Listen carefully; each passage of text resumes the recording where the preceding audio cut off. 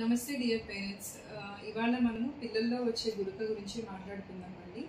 So మనకి ముక్కు వెనక భాగంలో ఎడినాయిడ్స్ అనే లింఫాటిక్ టిష్యూ ఉంటుంది. అది మనం తీసుకున్న గాలిలో ఉన్న జర్మ్స్ని ఫిల్టర్ చేయడానికి మనకి హెల్ప్ చేస్తాయి. వాటిని మనం ఎడినాయిడ్స్ అంటాము.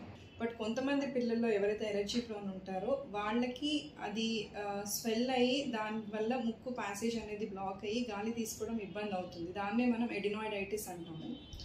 సో దాని సిమ్టమ్స్ గురక కాకుండా ఇంకా మనము ఏం సిమ్టమ్స్ మనం తెలుసుకోవాలి. ఒకటి, ఊరికే రన్నీ నోజ్, ఎప్పుడు చూసినా జలుబు రావడము, అంటే మనం మెడిసిన్ ఇచ్చినా సరే రెస్పాండ్ అవ్వకపోవడం, ఊరికే పొడి దగ్గు లాంటిది రావడము, ఎస్పెషల్లీ నైట్లో పిల్లలు ఎక్కువగా దగ్గుతూ ఉండడము.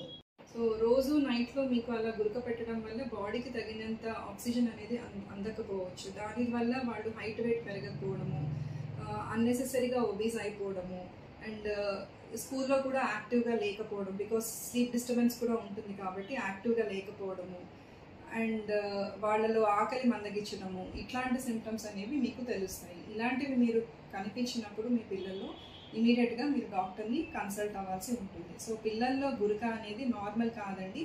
దీన్ని మీరు కొంచెము సీరియస్ సిచ్యువేషన్ లాగా తీసుకొని you should consult your doctor. Thank you.